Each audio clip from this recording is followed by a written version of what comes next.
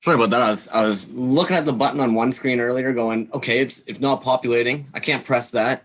So I came over here, and sure enough, it was just a little time delay. Always. So, death and strawberries. How is it going this evening, man? Good. It's going real good. I always like to kind of ask people while we're kind of waiting to see if anybody else joins in, because we might be kind of taking this from an overall community approach to maybe just like a little homey community approach. So, out of curiosity, how long have you actually been in the toy scene for? Not very long. I guess it depends on how you define that. I haven't dropped anything. Don't have any product out as it were. Right. But even then, yeah, I'm probably a year just being a gazer on, like watching and learning. So fairly fresh there too. But it does seem like you have quite the extensive art background, if I'm not mistaken. Yeah. Yeah. So I went to school for visual communications with a focus on illustration. And at the time it was, I had to do graphic design and illustration together, in order to get my degree. So a bunch of that background. And then I moved out to LA and worked as a product designer, for a company called the Van Group for a little while, where we designed stuff that goes into Hallmark stores. And yeah, so like all those little like this is back in the early 2000s, but like all the little figurines of like firefighters, policemen, all that kind of tchotchke junk you see. Designed a lot of those, and then we did a lot of stuff that was like unbearable. Like it was like light pulls and switch covers and desk sets and just anything that would sell, basically. And so yeah, that was horrible. That was a terrible time in my life. Okay, now why? If you don't mind my asking, because that sounds crazy awesome. How can that be like a terrible occurrence? Yeah, no, it did sound crazy awesome when I got the offer, and moved out there. And I guess the worst part of it was we had a really nice group of folks, like super creative people in that room. They kind of handpicked some people out of schools, and it was like unused potential. You know what I mean? It was the hardest part because there was a bunch of great folks in there, really good, talented artists, and it was like, hey, I saw this thing that at Starbucks, like this looks really cool, like make something like that. Whereas we had a group of folks that could really come up with something completely fresh and new if they would have just let us do it. So that was pretty frustrating. And and that's, I guess, my foray into sales was like, that was completely dominated by the dollar, right? Instead of creativity. And I did not like it at all. It was, the environment was very much like being in an office space, and I'm not used to that. And yeah, I didn't stay there very long. I quit and then moved into another line of work, and I've been out of the scene for a long time because of that. So trying to work my way back in. I'm not gonna lie, man. It's a little bit funny because I've said it like a billion times. I love data and I actually love marketing. And admittedly, like I imagine there's times you're sitting there being like, "You're the son of a bitch that I hated at my old job." Oh, potentially. But I kind of understand it better now. I was young, I was like 22, and artists who had some skills. I thought I could do anything, and you kind of get cocky, I guess. And I feel like I'm in a different place now. I understand a little bit better about how the world works. Hockey's tough though, because I'll be honest, it's always a little bit envious. Like there's some dudes, man, that the work they always claim like, oh well, the work will speak for itself. And it's kind of like you're sitting there being like, well, I'm putting my fucking best effort into my work and it's not screaming for me.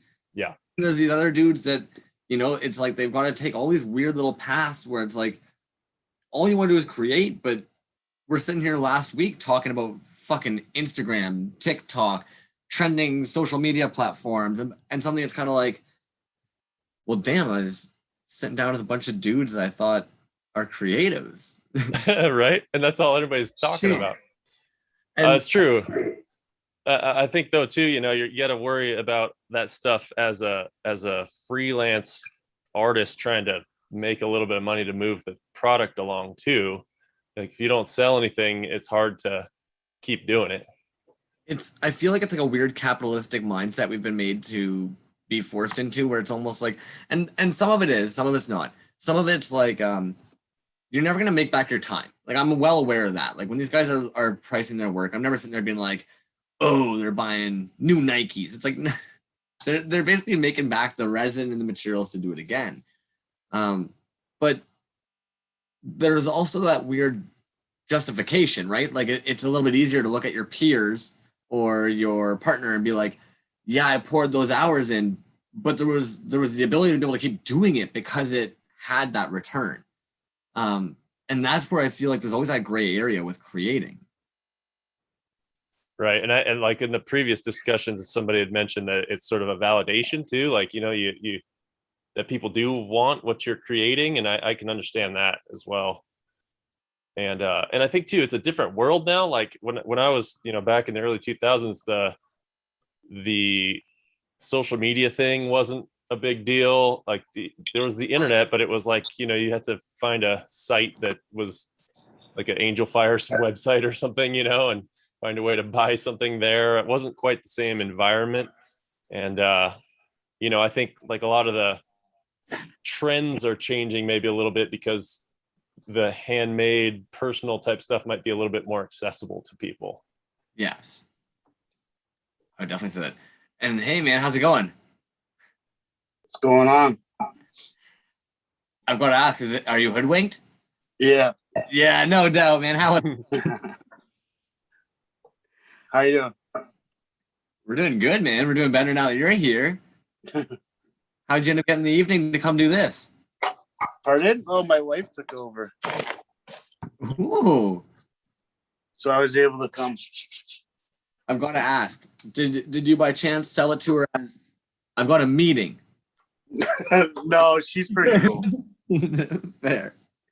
Because I'll admit, it's always funny to me when some of the homies, you realize that you're actually just sitting to talk to toy dudes, but it'll be like, no, like I've got a meeting at 8 that I've got to get to. It's talking to toy dudes. And hoodwinked, you're actually pretty, you're pretty relatively new to the scene though, as well, are you not? Like a year, around a year, over a year. It seems like that's like the general response for most of us. We've been kind of lurking for about a year now. Yeah, that's what it seems. Most people, anyways. So I got to ask both. Hoodwinked, where does hoodwinked comes from? Explain the name. It's like an old term, I guess, from like,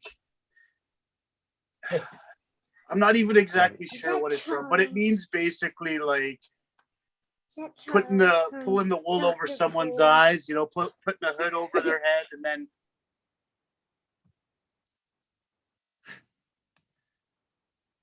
Oh, you got muted there, man. You got muted there, man. I can see you smiling, but you're. You got muted, dude. Yo, hoodwinked, man. You were muted, dude. I hope I didn't do that. I'm sorry. No, I'm so sorry. I could totally tell, hoodwinked, man, like you were like telling us, and you were like grinning, like, yeah. You're on mute. You're on mute. But I basically caught like it's because you're pulling a fast one over. Yeah, basically. It's like, yeah. Because your packaging seems to tie that all back in as well. That it looks kind of real. The whole like real approach and like stealing parts from like the original packaging looks. Yeah. That whole thing. Yeah. Well, that's what I thought too. Like I started with like adventure people, Fisher Price kind of people. So I was like, may as well go with it. May as well go with it. Death and Strawberries. How do you come up with Death and Strawberries? Where does that come from? Yeah, where's that come from? I'm embarrassed to tell you.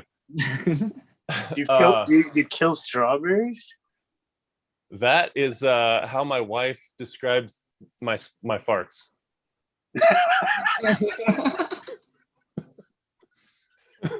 There you have it, folks. Probably the best name so far. Shit. I'm really curious about this strawberry. Like, Yeah. I'm not gonna lie. I keep sitting here being like, I don't think I've ever smelled a fart and been like, oh, that's deadly. Ooh. Apparently, Strawberry-ish, apparently there's a twinge of sweet in there. I don't know what that's about. My goodness. Oh, wow. Each to their own. Yeah, well, it's one of those things, like she said it and I was like, man, it's like one of those like, oh, it'd be a great band name, you know what I mean? But yeah, I thought I'd use it here. See, I would even say that there's a guy named Dookie McFartsniffle. I don't even think he has as good of an origin story as that. Like, that's a good one. Holy Yeah, that's a good one. That's a good one. And Hoodwinked, I mean, I don't want to like delve totally into like the community conversation because some of the homies are missing here today. Chucky's in the comments. He agrees, best origin story ever. You've obviously been having like you're in the community, you know what's up. You did the Toys on Tap with Yucko. Yep. So overall, like what's your experience in the community been like, man? Pretty overall well accepted. What's going on? Yeah, great. Like it's just been great group of people is all I can really all like-minded individual, you know, but this is going up on the internet later, so I mean everyone you all suck. You joke, but I've had those interviews. You all suck. I'm out. Oh yeah. Fun. No, everyone's been cool. Everyone that I've had interactions with or talked to has been really cool. Fuck A lot of helpful people, and there's a lot of new people coming in as well too recently. A lot. I would agree. Now what's interesting, I would say, is that the next wave, like I would call them like COVID wave 2. Yeah, Wave. they saw it all happening wave 1, and then wave 2 they're like, all right, I'm gonna try. It's a little bit of column A, column B. I'm noticing like there's some of the homies that have been intrigued by it. They've been seeing it happen. They're a little curious. And some of it is dudes that they just happened to get into it and the community was there. But it's cool, Yeah. Exponential knowledge growth. I would say that's probably one of the coolest things because it's like you listen to Dollar Slice back in the day where he talked about fucking freeze framing a video and having to like zoom in. And these guys would have to like write down SKU numbers and shit like that. Yeah. Like, yeah, smooth on, like tell you the exact product they use for everything. And then all of a sudden, like it just exponentially becomes even faster because you didn't have to ask 5 guys to find the one that worked. Now one dude asks 5 of you, and every single one of them is like this. Yeah. Oh, This is what I use. Yeah. how about you, Death and Strawberries? I'm definitely still lurking, but I found that the people, like if I just reached out to anybody in this community, they've been super helpful with answering some questions or trying to give me extra knowledge, promote myself and move my stuff forward.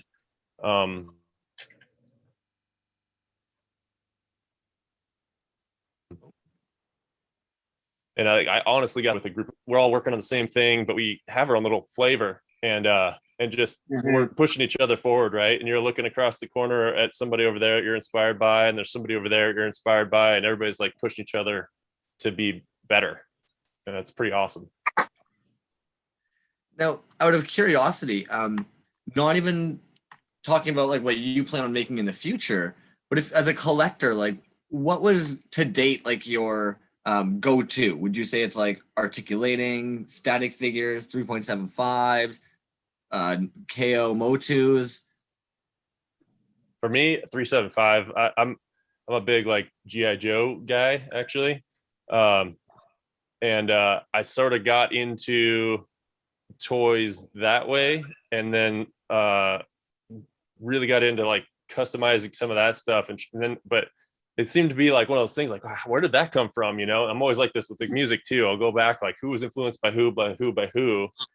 And, you know, then I was like, well, the Star Wars toys sort of started that whole revolution. Well, how did they make those things, you know? And I started doing a bunch of research there. And that's kind of how I came into this group, was looking at a lot of that stuff and trying to figure out how I could maybe recreate it myself. So that's in the works. What about you, Hoodwinked, man? What is your like go-to? I'm not a huge like collector, but you know, it's like the Star Wars stuff. You know, and like, yeah, the Star Wars stuff. And I've recently got into like using some of the reaction figures and stuff like that. Now, out of curiosity, for yours, do you normally kit bash cast and mold? Yeah, I cast and mold. Yeah, I'll get like one body that I like, that I generally like, and that I can kind of see multiple things with, you know what I mean? And then I will mold that, and then I'll just cast it and use epoxy and go from there and do whatever I need. So I have to almost ask, because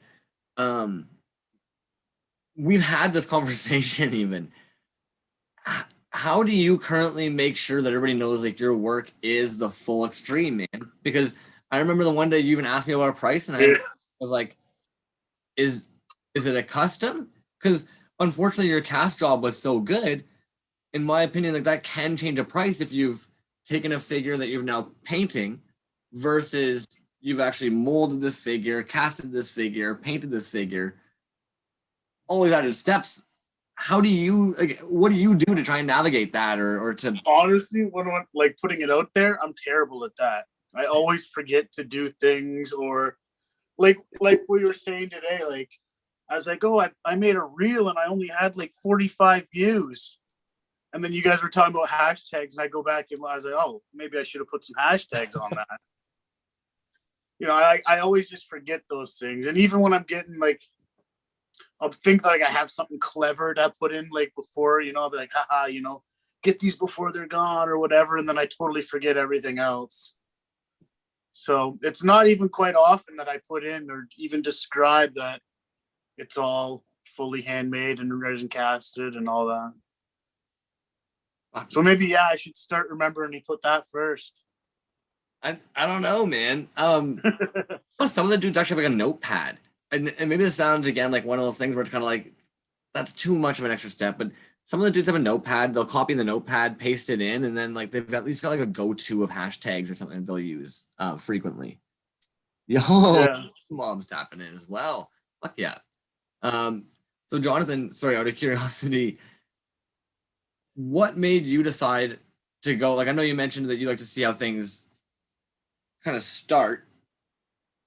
Out of like, have you started with a mold or a cast at all at this point, or you're just diving right into the clay portion first, sculpting? Yeah, no, I haven't mold casted any sort of 3.75 figure. I've done some stuff like just some small goofy items, just trying to like figure out how to do things, you know, experiment a little bit. But yeah, I kind of just dove right into like just creating fresh, because that's what got me into it. I you know, the kit bash stuff doesn't quite do it for me. Like I really wanted to create a new type of something, a character that fits into that universe, but you know, it's something, not reusing parts, like try and do something fresh and new and different. And so that's always gotten me going. So I just jumped right in. And speaking of fresh and new and different, yeah, you gotta say toys, dude. That post today, like we'd already kind of seen a little bit of a tease of them, but to see the lineup of your figures today, my goodness, man. Are you guys Hoodwinked and Death and Strawberries? Are you guys familiar with You Gotta Say Toys? You know, absolutely. No, I haven't seen his stuff yet, dude. Oh, big fan. Thank you. Appreciate it. He makes all hand carved wooden I'll let him explain what he does. Oh yeah, maybe. Okay, never mind. Maybe I did see those then. Yeah, it's just the wood action figures. I try to those do are as much pretty easy. articulation as I can, and yeah, make Just every like- little tiny part. It takes And me the forever. detail. Yeah, Sometimes. I've seen those. Those are intense. Yeah, thank you. They're fun. No, I'm enjoying it. That Greedo was awesome. Yeah. Yeah, I was actually I was really stoked how all four of them came out. You know, I was put up to the challenge. It's a commission for somebody special, and so I really wanted to. I really tried extra hard on every fucking piece. Well, you could tell. Yeah, because some of them took so long to make, it's kind of embarrassing, but whatever. No, it's sweet. It's awesome. Yeah, Thank those you. are Appreciate amazing. it. Admittedly, I think anybody who works with the wood medium too, like it's almost kind of taken in that it's a different medium. Like not many of us have explored it yet. So I think with a lot of times, like you're a little bit more patient with the time because it's like, how do you really tell the guy making hand wooden toys to hurry up? Like, no, you just yes, I'm sure they'll be great. Keep you know. No, and sometimes you guys say toys. You were part of the DKE con that just happened as well. Me? Were you had some pieces at DKE, do you not? No, I did not this time. Oh. No. Oh, okay. My mistake. No. I did spend some money at DKE. I did buy a couple of pieces that it was a must-have for the collection, but yeah. And that always happens. Went by there today to pick them up. They're right there. Oh, wait, so you're able to actually pick them up in person? Yeah, I live in LA and he's in the Valley, and I actually work at Universal. So I'm able to go by there and pick it up. He's never there, because I go by so early, but I've actually become quite good friends with Ian, which is the guy who works with him. So, I mean, you must have a very good sense of community then, so far from the toy world. Yeah, it's funny because it's all been all through Instagram because of the year we had. So I've never, and I start realizing people who are in my neighborhood, So I'm like, oh, you're an LA person too, or you're at least LA adjacent, or Southern California. So That's got to be pretty exciting. Like, out of curiosity, when you go to pick them up, like, I don't really understand that, I guess. I'm in a very small town, so I don't even understand it. Like, you have purchased them at DKE online. Yeah. You physically just go to where Dove keeps all of his inventory. Yeah. And where he shoots everything, it's a warehouse, and it's a little warehouse in a kind of a gnarly part of the San Fernando Valley. What's really funny is that if you were to Google Maps, at least for me, every time I Google map his location, what's really become popular in Los Angeles are what I call these bum wagons, where homeless people purchase these really cheap RVs and they park them anywhere they can, and they just like post up and they live there. And on Google Maps, there's actually a bum wagon right in front of DKE Toys warehouse. And I've been really, really, really kind of, like, I don't know, I really want to just take the picture, turn it into a back card, and and paint or get a little RV and make a little bum wagon and just be like, here's DKE Toys off of Google Maps, because that's what comes up is that bum wagon's photo, which is hilarious. That is, dude is a Hot Wheels. Yeah, exactly. So Has nobody done that yet? You got to snag that now. Now it's out there. Now you've got Hot Wheels packaging, yeah. I've actually been kind of every once in a while I'll search and see if I can see an RV somewhere. They're not that common. But yeah, and I will tell you, it's a lot of eye candy when you go into that little warehouse, and even the little spot I go by and to pick up my bag. It's like, wow, there's a lot of good stuff in there. damn, man, damn. Yeah, I'm jealous. Yeah. No, it looks like what Crumbs got going on behind him there. I don't know. It's pretty close. No way, no way. He's got to have stuff from like 2008. Yeah, some older stuff. packaged up, signed. Like, Yeah. it's such. I can't even begin to imagine. I bet it'd be one of those things you walk in there and like you'd have to actually just stop like at a museum. Each little. It very is much so, and it's hard not to want. Like I do. I'm not much. I mean, I'm kind of a shy person up close in person, so I don't really talk too much. But I do try to small talk as much as I can, just so I could take in as much as I can while I'm in there. I don't know the artist's name. His name's Scott something. He has a big show. He does all the illustrations with the movie pairs. I don't know if you guys are aware of his toys. Oh, dang. Do you know who I'm talking about? God, I wish I knew his name offhand right now. I'm terrible with names too, by the way.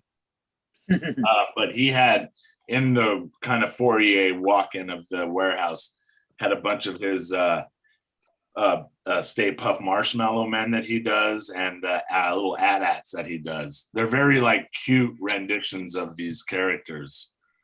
They're awesome, but he had those in there. I was like, oh my God, I recognize these toys. Can I just grab one? Yeah, it's a treat for sure. That's why I always like, I'll go pick it up. I don't care. You don't have to ship it. I'll go by and pick it up. It's cool. Do you feel like sharing with us what you ended up grabbing from DKCon? Sure, if you guys want to see it, I will. Absolutely. Heck yeah, man. Show the toys. Why not? Show the toys. As long as you guys don't mind, I'm always down to see toys. I'm excited too. One I had to get for sure. I'm sure everybody would agree because it's just, he did kind of just come out within the last couple months, but of course, the Ghoul of Gaba, which his toys are, this is amazing. I mean, don't know much about resin, but I mean, it's pretty flawless. And I'm a huge fan of any kind of hand-drawn bat cards, hand painted, anything that I can't do, because I wish I could. I wish, like, when it comes to packaging, I wish I could put my wood toys in something that I'm actually painting. So this was a bonus. Like, I must have. Most of my collection of toys are of artists that have painted their bat cards, as well as I don't know. I can't even say. I'm pretty speechless when it comes to the Alien vs Predator one. This is by Ed. I don't know what artists they have. They have 11 artists that work with this group, and and these are amazing. That's all I have to say. Absolutely amazing. So this is probably one of my absolute new favorites. I'll be making a frame for this probably tomorrow, so I can get this up on my wall. I love it too much. And that's it, folks. I try not to break the budget on toys too much because I do have a bunch of hobbies. Well, especially when you're doing with wood, like that's a bit more of an expensive medium to be working with, man. No, it's not actually. It's no. Wood. No, I get these big sticks of the basswood and the hardwood at hobby shops and at craft shops for they're dollars, and the toys I make are this big, so I work on a smaller scale of things. So you get a few out of them. Yeah, I can imagine, but I'm really interested in I'd love to cast something that I make. That's kind of where I think I'm headed to try next. So that'd be awesome. I was just looking at Kerfloss's armature kits, and like the detail it captured. You can see all the little wood grains in his wood buck that he cast. So it'd be pretty cool to see that. Like it's still probably got the wood grains in it and everything. If you were to do that, that'd be cool. Yeah. He's actually someone who's inspired me to definitely do that. So I've got a couple of his kits coming in the mail that I can't wait to mess with. Oh yeah, nice. The wax is something I have no idea about. So I'm like, okay, let's do that. Why not? It's all been kind of the fun and the bonus of getting to know everybody involved in the toy community. So for sure. Now, would you consider molding and casting one of your wooden? Is that what you're referring to? Sorry. Yeah, make something, that I feel that like I feel like my dexterity in my toys is pretty good. I've dropped them a bunch of times. They haven't shattered or fall to pieces. So I think they could take some goop all over them. Yeah. Is that something you'd collaborate with an artist with, or do you want to get your hands on into the actual medium? I'd like to do it myself for sure, but I would love like to be able to to soak up some of these resources and get some advice and questions. And because I know once I start, I'd be like, oh, I got like 1,000 questions now. I just don't know what they are yet. Now, Hoodwinked, what was your experience with that? You read all the books, you see all the videos, you go to pour your first mold and cast. My first one was terrible. It was just I went to Michael's Craft, and got their silicone kit. I set up my figure in like a cup, and I started pouring it, and I only got halfway. So I kind of gave up after that. I did kit bashing, and then I went back to this, and now I got like molds everywhere. I started with that amazing putty stuff. So you mix two parts together, and then you're supposed to press it on, and but I was trying to do these really complex shapes with it, which is just not what it's made to do. And I was put it together, and then of course the casting is just like messy, no detail, a ton of flashing, it was just awful. So I just cut that up actually, another little chunks to throw in some better molds. But yeah, same kind of experience. But you got to start somewhere, man. Yeah, learning curves, right? At the beginning, I almost used that stuff as well. Which it does work really well for certain things, like if you're trying to do a flat mold of something, or if you're just trying to get a surface impression or whatever, like those things work really well for that. But I was using it for the wrong purpose. So, out of curiosity, like when you guys go to find this kind of stuff, how do you find it to be able to approach someone for very specific materials like that? Like, do you find generally, like, is somebody able to give you that, or is that something that you need to almost have them sit down and like explain it to you step by step? I mean, you probably could. I just kind of jumped in and tried some different stuff. Maybe that's the wrong way to do it, but I just was like, I'll just try something else. So I would just watch a bunch of videos and see what other people are trying to do, and then try and emulate that. And then I would ask questions like, okay, I did this, but it didn't work. Why was that? And maybe that's the wrong way to do it, but that's the way I have been doing it. That's exactly how I did it too. I just watched a couple of videos, and then I was just like, I'm doing it. Yeah, I've saw some YouTube videos that got me a little bit, gave me some courage for sure. You're like, I think I got this. Yeah. It always looks easier than it is, though. Oh yeah, well, I can only imagine it. And well, then like I got online and started to think about ordering the materials, and I realized like how many options and things there were, and I was like, yeah, what do I want? How hard? I mean, I want my hard, right? I want my I want the hard stuff. No, I don't know. Give me the good shit. Yeah, so definitely I can see it's trial by error. Like anything. My God, I can only tell you how many. I mean, I make something. I've made like arms. Definitely when it comes to arms and legs and things like that, like I've had to make over and over and over again. You make one, it works, but then you're trying to alter something, and with wood, all of a sudden it just cracks in half or something. Like some of it you can fix, and some things you're like, yeah, that's just I gotta make it again. That's all I can do. and that's the same thing with resin too, man. You like sometimes you just gotta make it again. Yeah.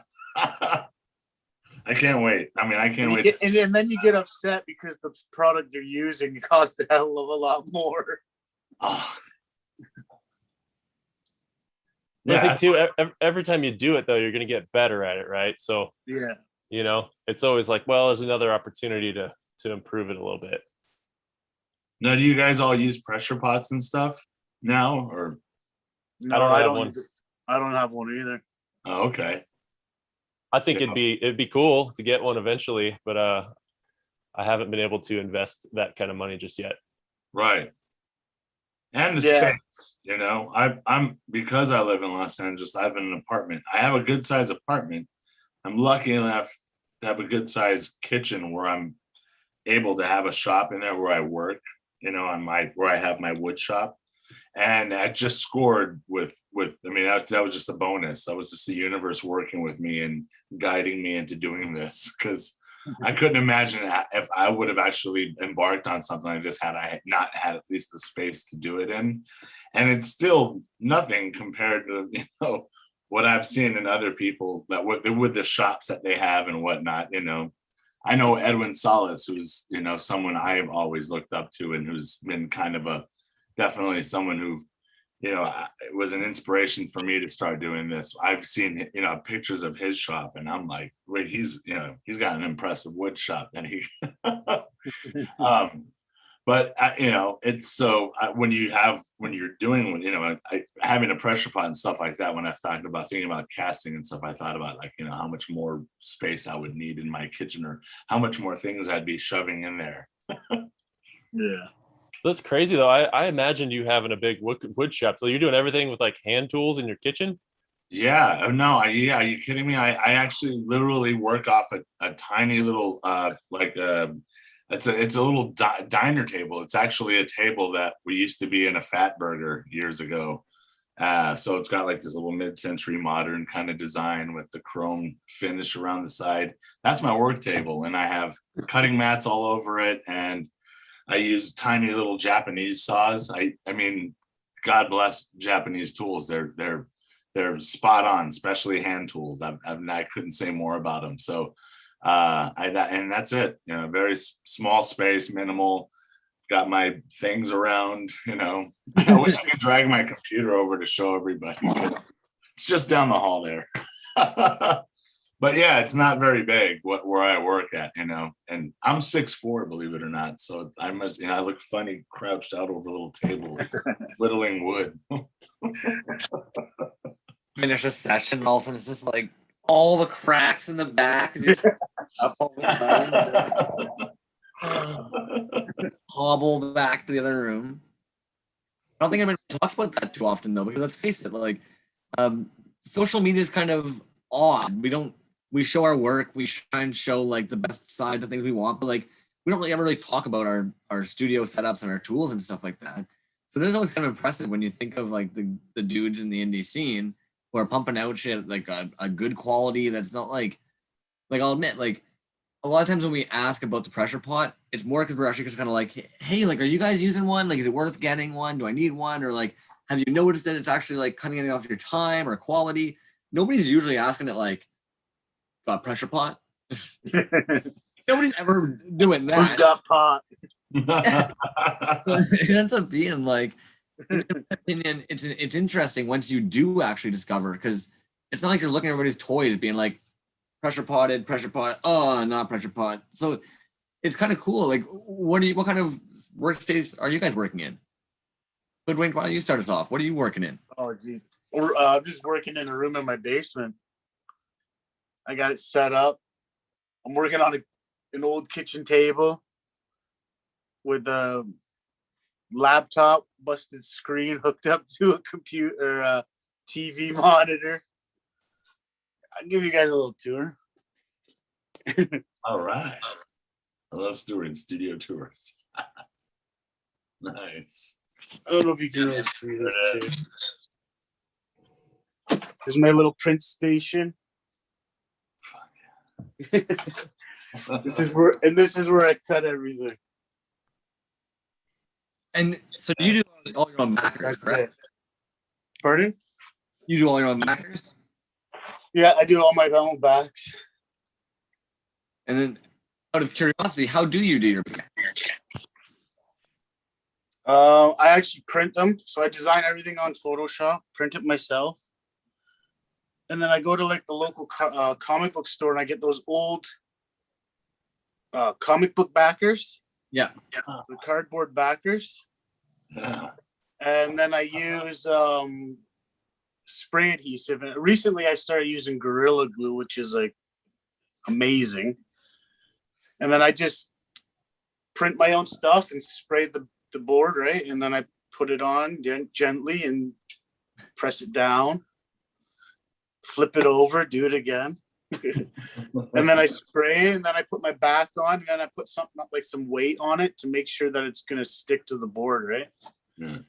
And then I just cut everything with a ruler and a X-Acto blade. For a moment there, you were saying it as if it was like, oh, and then I just do this, and it's like, yeah. After a long ass fucking day, I don't have time to sit there spraying adhesive on or later on paper. Like, I don't know. Again, that's kind of the little intricacies I think that kind of get overlooked sometimes, when that go into the whole process. And Death and Strawberries, man. What kind of workspace are you working in?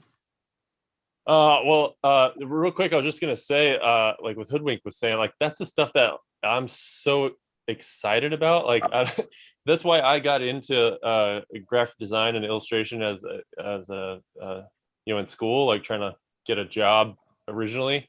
Like I was in that Photoshop was brand new, you know, so it was like just coming into like computer stuff, but all the stuff I learned at school was just that, man, like spray adhesive, glue stuff down, use an X-Acto blade, cut things out, you know what I mean? And like those skills, like I haven't used them in forever, and I'm just like so excited, like this is a cool avenue, like all those things might actually pay off at some point. And but it's fun. I enjoy doing that type of work, you know. I don't mind that at all. Yeah. Like the comic book setup right now. For some reason my brain just instantly pictured like the, like, you know, not even an easel, like a piece of wood, like the dressing table up, like a bunch of shit taped to it, and fucking different frame by frames. Dude, Yes. so if that, out of curiosity, because originally the topic discussion of community was one that you had kind of brought to the group, and I'm curious, like, have you ever considered doing collaborations with artists where you do that backer side? Because there are so many dudes that they don't want to do the backers or all the illustrations. I don't know if you're familiar with Luke Tobias, but basically, like at Hemo, anytime he releases a toy, it's almost always Luke Tobias art at the end, at the back for it. To the point that there's a Noble Fett figure that at this point, if you ask somebody like who made that figure, everybody's gonna say Luke Tobias, because his name is the one that's just so big on the backer because it's Luke Tobias. So I mean, if that's your wheelhouse, man, like you can definitely make your name for yourself doing that and toys. Is that something you would consider? Me, yeah, I totally. I mean, I haven't done it yet, so once I get a few things out, you guys can be the judge. Hey, I'm always like ready to pimp myself out to some back card painter. Like, let's do it. I'll make the figure, you make the back card. See, the moment you pulled out your Ghoul of Gaba, I was sitting here wondering, why haven't you asked him to do a collab? He'd collab with you. Maybe, I don't know. You know, who knows? I'm always shy to ask for collabs, to be honest, especially because I am a wood. You know, I'm in the wood world. You know, I always feel like I'm just like kind of like this weird, goofy dude on my own. That's like, hey, toy guys, like, can I hang out with the resin dudes? Like, yeah, you know. I make wood toys. You remember these things are from Pinocchio. You know, like, I like how you're peddling it right now. You're like over here with it. That's hilarious.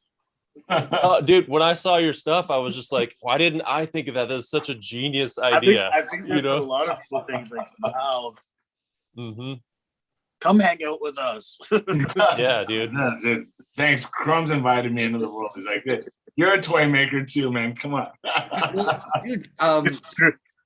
a buddy of mine bootlegged Sewer Mutant the one day. He was like, Crumbs, man, I know you're working on some wood stuff, so you don't really want to see much, but you've got to see this guy. And like, he showed me your page and right away, it was just like, what the fuck? Like, holy shit. It's like, because I'd never seen anything like it before. I'll admit, like you see, what are they, like Peruvian puppets or like Russian marionettes and stuff like that. You'll see that.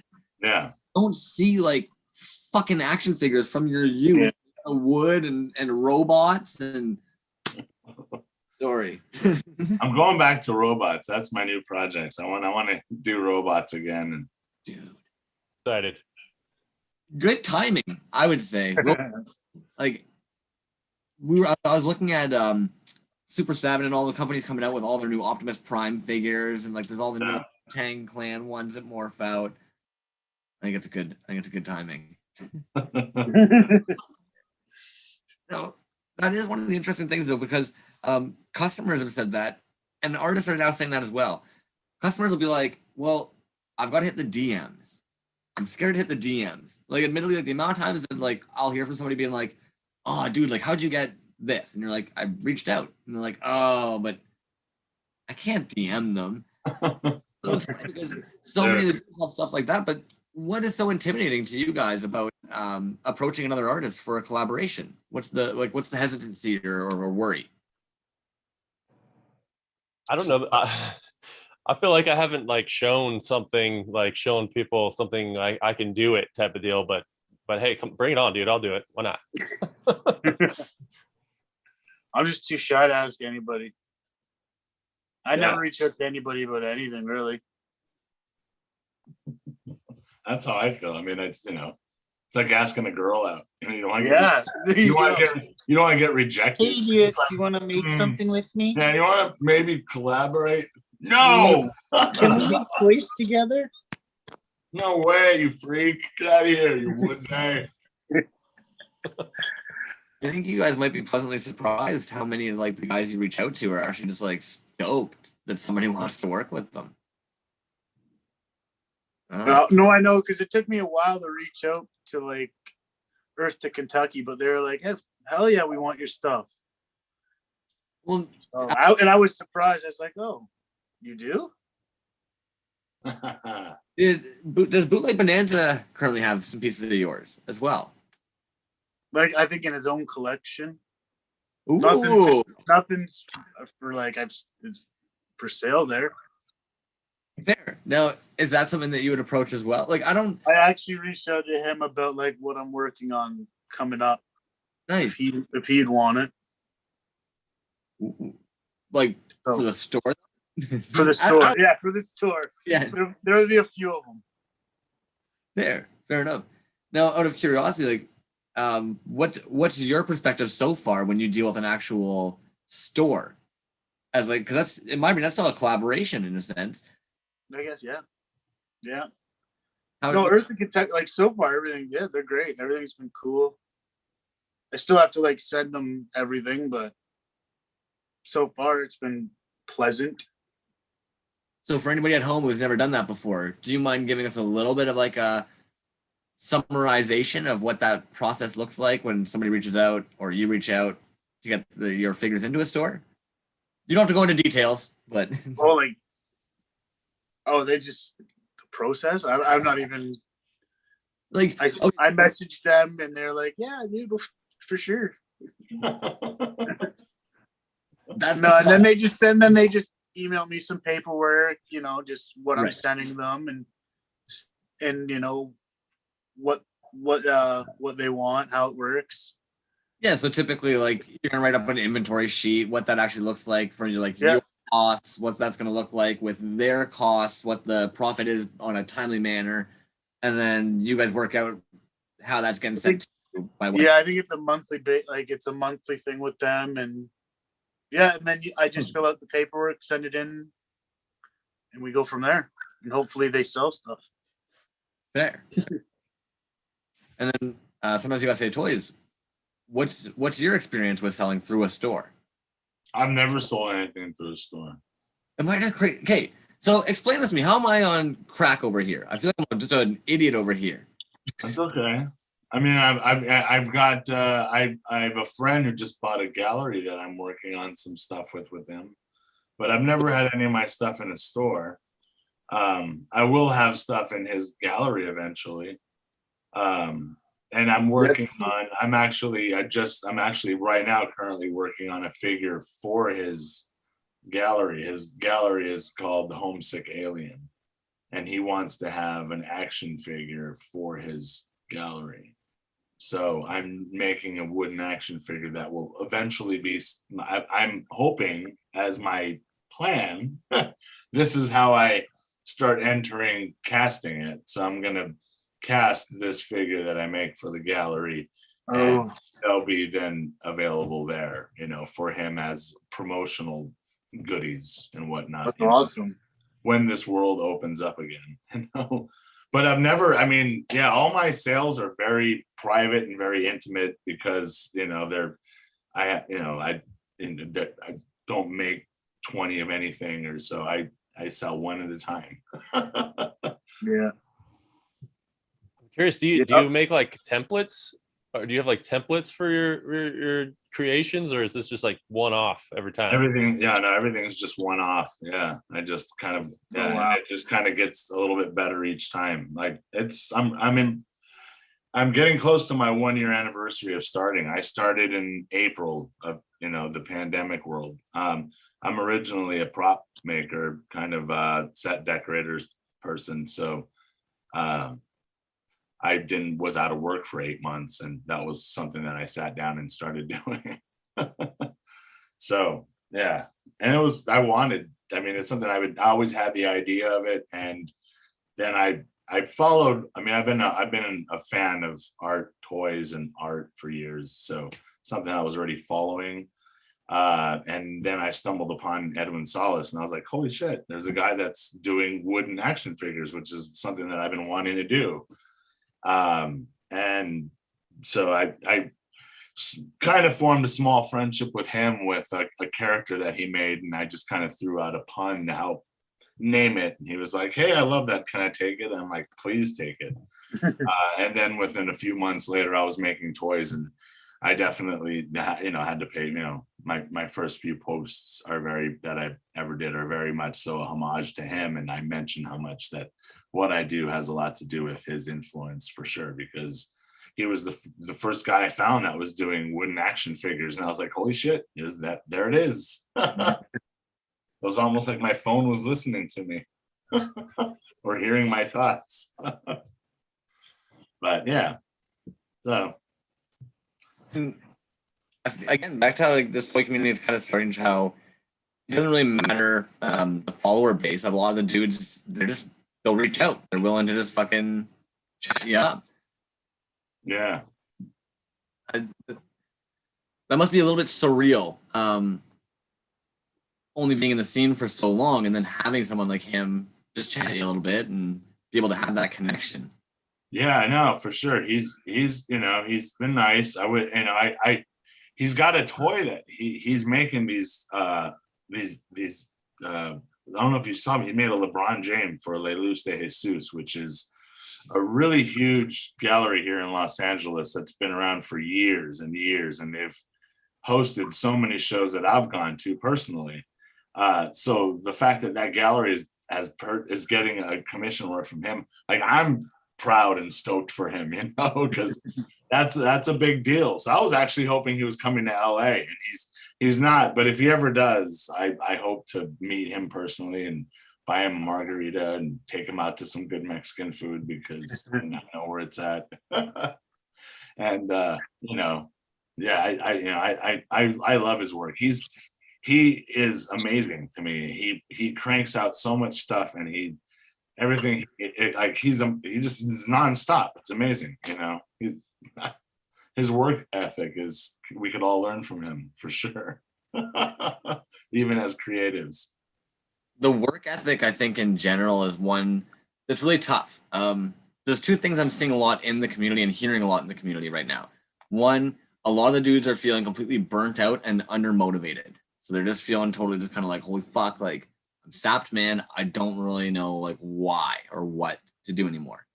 And I don't really know how to like increase that motivation or morale.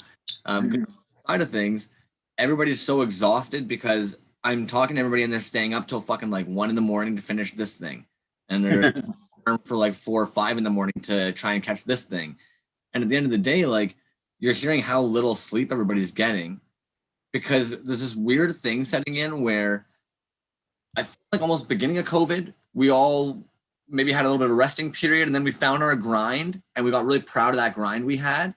And now it's almost like if we fucking sit on our ass for one day, then oh no, all that work's gonna pile up, and like this guilt sets in, and oh, am I allowing my laziness to set in? And it's like an actual day of rest, because then on those days where we should actually just fucking rest up, we're still kind of getting up and tweaking with this thing a bit, checking on Instagram real quick. What fuels your motivation right now for you guys? Any bit of time off that I can get.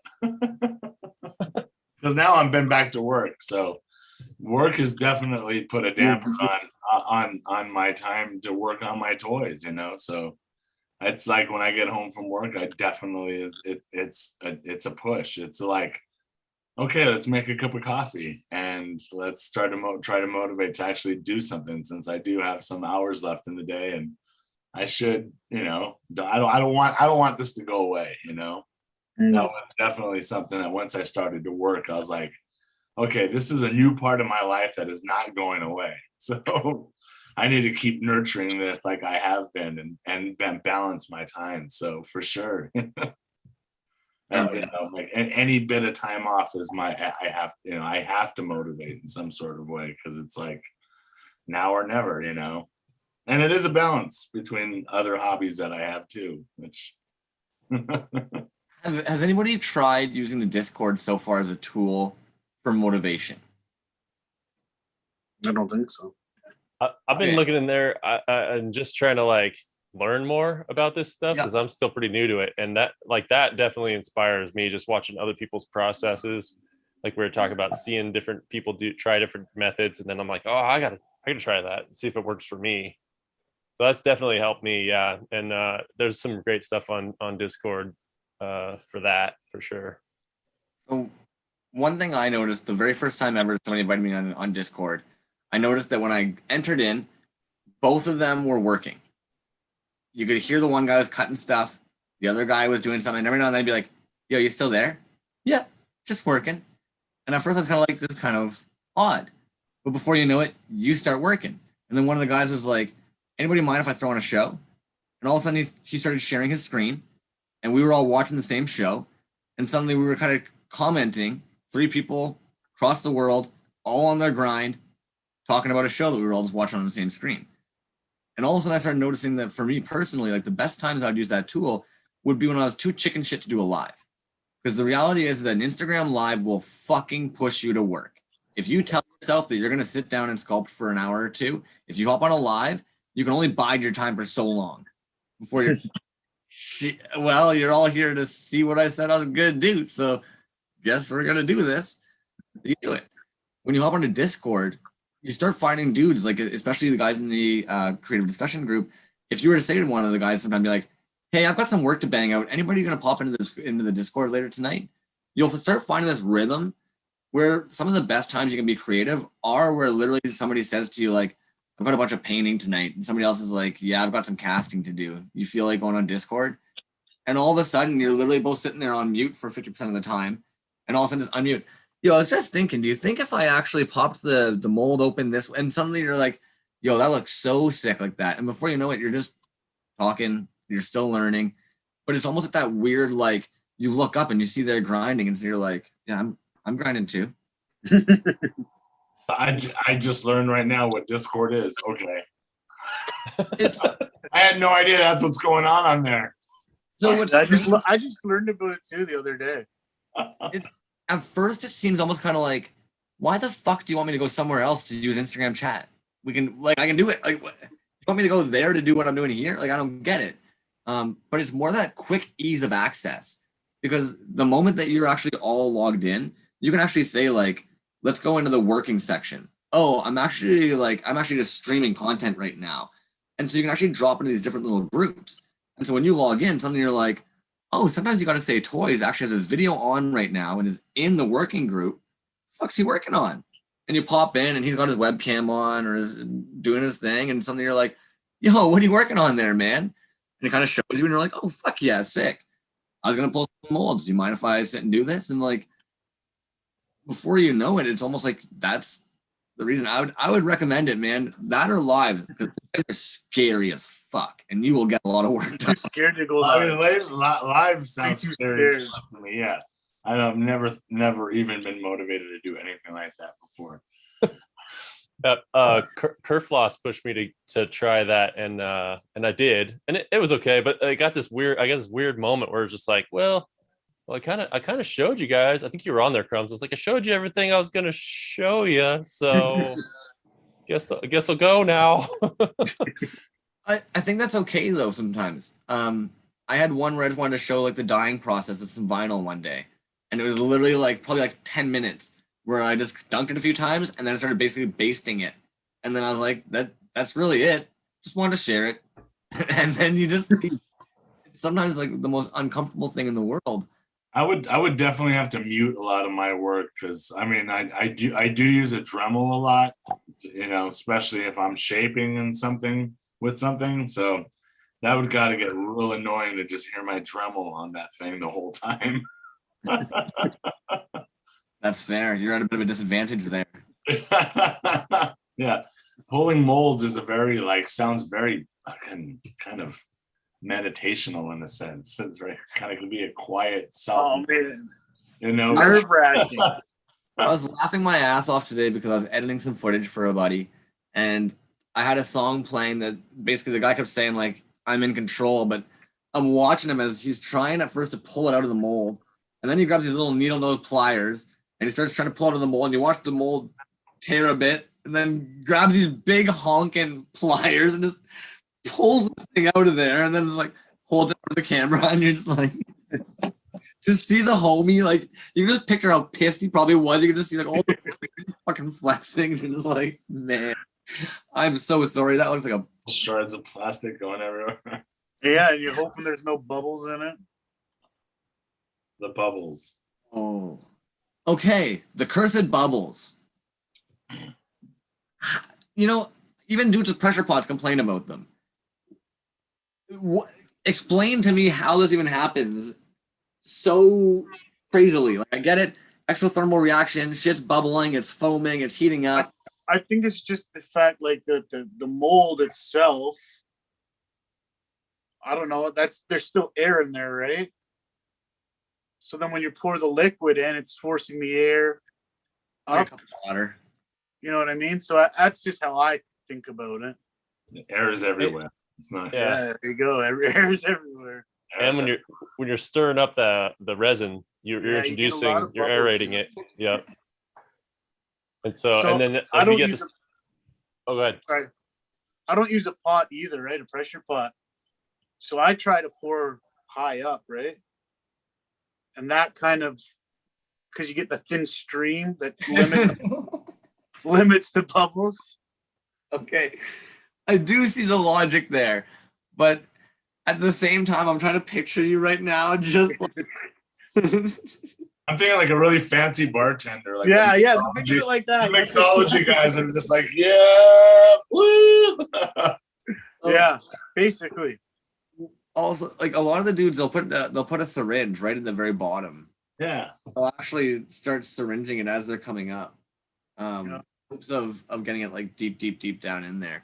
But another thing too is apparently putting on a 45-degree angle, or even a slight angle, can help actually avoid some of the bubbles, just because of course like gravity. Gravity's always good. Like picture in a cave, if you're swimming underwater, then you pop your head up in a little cave. There's like that little like alcove where like the air sits, and you're like, it gets more air in the cave. So I'd imagine it's kind of the same in the mold, that if you end up angling it, then it gets rid of that. Yeah, I kind of learned that when molding heads, right? When I do it now, I mold them so that the head is actually face down, so when you're pouring the resin, the head's face down, so that the bubbles come out of the face, because you don't want anything in the face, right? So I put a little vent at the back of the head, and then I use glue sticks, right, as pour spouts, so they're kind of big anyways, and then all the air comes out of the face anyways. Air I found too, like recently I've just started adding like I'll do the mold in silicone and then I'll cut small vents where, like if I do the full first pull and there's a bubble in there, I'll cut a very thin vent, and it doesn't even have to go all the way out, but it just pushes that resin into another place. And then when you pull it out, you can just snap that off really easy. That makes sense. Yeah. Yeah. See, I recently wire. started doing that as well, because before I used to take the time and cut toothpicks and place them perfectly all around. And I was like, why am I doing this when I can just cut the vents after? I've recently started doing that as well too. All right. I don't know if you guys see toys. I'm curious. You work at Universal. You do like the set stuff. Would you have had any experience with like plaster or casting in any way with that stuff, or? No, unfortunately, we don't. Everywhere I've ever worked, we never. We don't have a shop. We don't. There are shops on the lot, but those are vendors that we use. So where I'm actually at, I'm more of an on-set person more than a shop worker. Although I do a lot of prop type stuff, where certain props I can make and are kind of a small shop environment. But like when it comes to doing things like that, I don't do. But when it comes to like the back cards type stuff or Photoshop and printing, like that's the stuff that I normally do at work or could do depending on what show and project I'm working on. But yeah, lots of 7-7 spray and mold and cutting out with X-Acto blades and things like that, So I mean that kind of stuff I do on the norm. And definitely, comes in handy with my back card work as well, doing it all yourself. So, Yeah. But, yeah, it has its advantages. It's definitely fun to have a gig that is a creative outlet at times, but not when I have one that's waiting at home. I was gonna say I have a similar deal. I have a day job and I got a family. I got small kids, and like it's hard to find the time, but I found that I just tried not to pressure myself too much and just do what I can do and have fun with it. Because as soon as it's not fun, I'm sure the work's probably gonna suffer. So I'm just trying to like pace myself. But it's tough when you got all these inputs all the time, all these people showing new stuff and like selling these cool things, and it's like, man, I wish I could do that, but I just have to kind of keep myself paced out and make sure it's fun. That's the exact boat that I'm in as well. I work full time. I come home, I got a wife and a baby. I try I'm always motivated to do stuff, so I got to try and get it in whenever I can. Yep. I think you're even saying this. Maybe I shouldn't even be saying this, but it was like 1 a.m. the other day. You were pouring some 3 a.m. That's actually a funny story. Yeah, my daughter is teething, so wow. She woke up and I went in, to console her. She ended up barfing all over me, and this is at 1 a.m. and on like a Wednesday. So I end up going. I wash her up. I put her back to bed. I go wash up. I'm like, shit, I can't go back to bed. I run downstairs and I start pouring all these molds and sanding all this stuff up. I ended up being up to like 3:30 in the morning, just like lost track of time, right? Just doing all this stuff. Yeah, the most productive moments sometimes. Yeah, I was like, it's quiet, like very quiet. It was like Picasso didn't wake up till like 11 or something like that, but he'd be up till 3 a.m. Like he felt like that was the creative time. I definitely feel like I would be that way if I didn't have a regular job to go to. Well, I had to wake up the next morning to go to work, so that's what I mean. I was like, shit, 3:30. I should probably get a little more sleep. Ooh, yeah. And that's what I struggle with, because I love the mornings. I'm actually a morning person. I mean, my favorite thing to do is to drink coffee and smoke some weed and then just get creative, Yeah. And I did that for months. So like that was like my reg. I was like, sweet, let's wake up. It's I'll make a nice pour over coffee and smoke some good weed and just start making some wooden toys. Like it was like heaven. I was like, what more could I ask for? But getting back to work definitely put a damper on that. Like there's so many mornings I'm like making my coffee going, God, I wish I was gonna just sit here and just play with my wood. But yeah. That's why it took a whole new world. I gotta get home and like, okay, let's get back to it. Let's make this happen now. So I'm just saying, yeah, like I even peek in my little office room down here before I go to work, check in on everything. All right, back to work. Yeah. I'll be back. I missed you.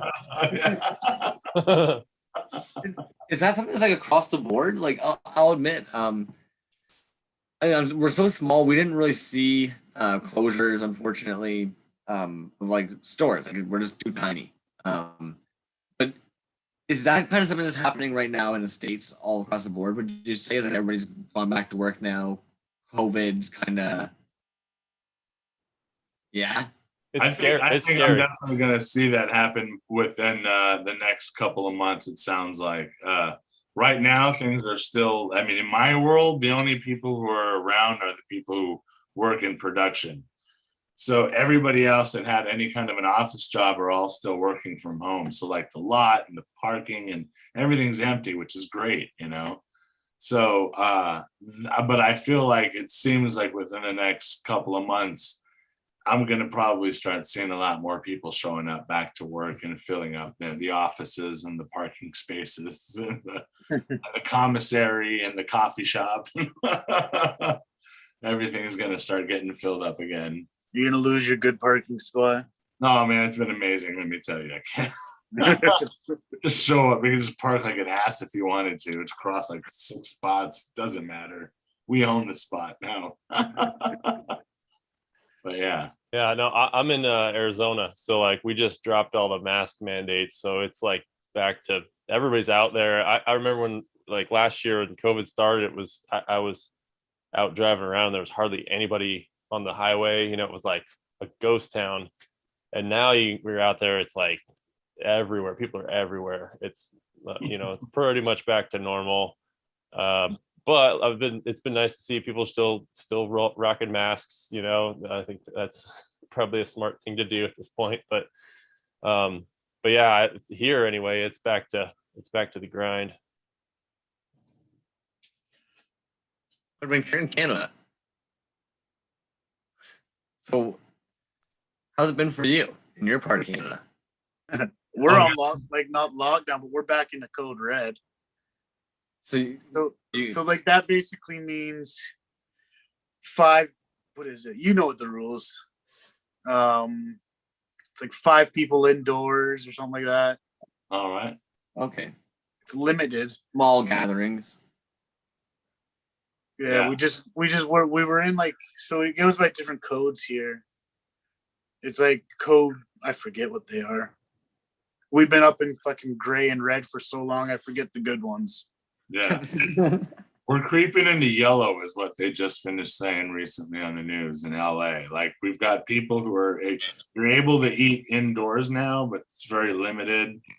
Everyone still, you know, has the big outdoor patios open, and masks are still mandated whenever you're out in public, and you know, at work I still have to wear a mask everywhere. Yeah, we're still masks here everywhere you go. I work in like the food processing industry too, so they never shut down. We just had to like really take temperatures every time we went into work and always wear masks and everything like that. I'll admit, like, I don't want to like talk too much about marketing, and I know I talk nonstop, but we were all talking about how Instagram seems kind of dead lately. But maybe it's actually just the fact, like, one, people are going back to work, so now when they are home, we're all saying we don't have fucking time, let alone to be on our phones checking Instagram, posting stuff. And on top of that, maybe everybody's kind of like stretching their winter legs for a moment. Like, I'm wondering if maybe a bunch of people are kind of like, you know what? I've been on my phone for a long time. Forever. I'm gonna go outside and enjoy the current elements. I don't know. I can't get off Instagram. I'm always looking at everyone's stuff, and I'm just like, I gotta go back again and look. Right? Oh my It's god. true. That's how I am. You know, I gotta watch every story, and I gotta go through every post, and then I gotta come back 15 minutes later and make sure I didn't miss anything. I'd even say Goblin Mob put it well. Like it reaches a point in the community where it's basically like you try and make sure you go back. So like you might get really busy doing something, and then you'll actually go through your notifications and you try and make sure that there's certain people that you just want to make sure you like check what the fuck they're up to. You see that they've left like a little bit of love somewhere, and you're like, yeah, but what have you been up to? I maybe haven't been to your page in a little bit. You posted in the last little bit. I want to see what the fuck you've been up to. Yeah. It doesn't always come into your feed. Somebody even today was like, you ever heard of this artist? And right away I went to their page and it was like, I follow them, but this Right? Yeah. doesn't show up in my feed. No. See, that happened to me. That actually happened to me with a guy. His name's like Silicone Production or something like that. And then all of a sudden I get all these likes from him. And I was like, oh, thanks for the likes, man. And he's like, yeah, you haven't been showing up in my feed. So I didn't know. I didn't know you were still making stuff. Yeah, well, it's so weird. I have the same issue. I'm like, all of a sudden, I'm like, oh, dude, that guy's. I'll even get like just like a notice from the hashtag bootleg toy, and I'm like, oh, that thing is sick. And I'm like, wait, I already follow this guy. Like, how come I'm not seeing his stuff? What's the deal? It's this new algorithm. It's just terrible. Yeah. Even your home feeds. Have you found your discovery feed is just really lame lately? Like before you'd go to like your home to just see like, okay, well, I'm always looking at toys, so it should be full of toy shit. And all of a sudden now it might be like 30% haircuts, 50% cuisine. Oh my god, it doesn't make any sense anymore. I don't get it, man. No. Yeah, don't ask me. I am not smart with Instagram or any of that stuff. I don't know No, how that stuff actually, works. I'm just recently now picking up on some of the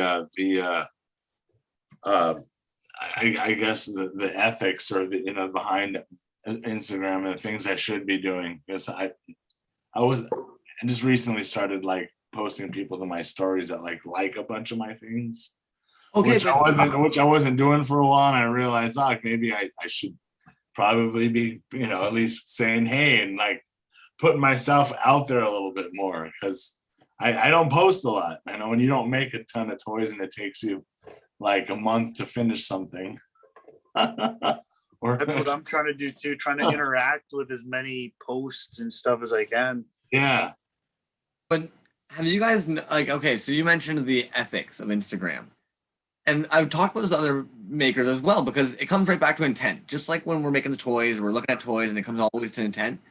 For me, like sometimes it's a bit of a weird thing where you've put all this effort and all this content and somebody's just like liked it all in like seconds. Especially if it's like minute-long videos or something like that. You're sitting there being like, wow, you're the fastest watcher ever. Awesome. And sometimes it almost feels like they're kind of fishing for you to do exactly what you just said is almost like an ethically responsible thing to do. And so they're almost like piling up the likes, almost that you'll do that. But on the other hand, I've been in the other boat where I'm on somebody's page. I've been Pavlovianly dog trained to double click as I'm enjoying their feed. And then all of a sudden I get a notification that somebody just said, thanks for the likes. And you're like, oh, dude, you basically just called me out for jerking off on your page. Like, I really wasn't fishing for a like. I was just really digging this, and that's what I thought originally. That was my original thought. Like random pictures in there, and then I'll message them and be like, "Yo, dude, you have great work, but you have too many pictures for me to like." That's great. I always like the I call them the ego bukakis. When basically, so if I tag you in my story and I share it, and then it shows up in the messaging, and it's like, would you like to add this to your story? So you add it to your story, but now my message shows you add to your story, and I'm in the position of like, do I hang up first? Do I keep the chain rolling? So, what are some of the ethics that you guys feel are like Instagram ethics, besides the liking all your posts and sharing it? Dude, I don't have all that time to mess with all that stuff. So if I'm posting something in there, it's sincere. Like that's the only way I can do it. Like, Man, exactly. yeah, I don't know the games or whatever. It's cool. I like it. I'm gonna say something and compliment you or whatever.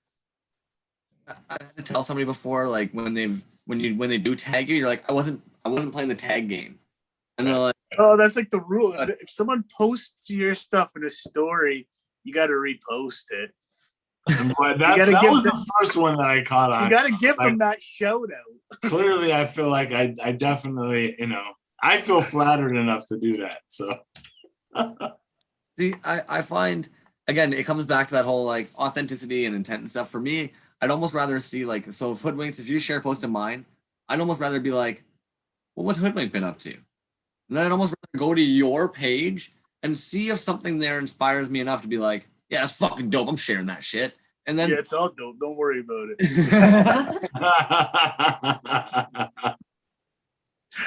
I just feel like that's almost like the better way though. Is almost just kind of like, it's not so much that you're just like, thanks for liking my thing and sharing it, but it's more like you're just kind of like, yeah, okay, I'll share some love, man. I'll spread some love. What you got going on? And it's all authentic because we all fucking love shit. No, for the most part, anyone sharing my shit is someone that I probably talk to on a regular basis anyways. Do you guys find that generally happens, that you basically almost like find people you chat with and that's kind of like who is like your main supporters?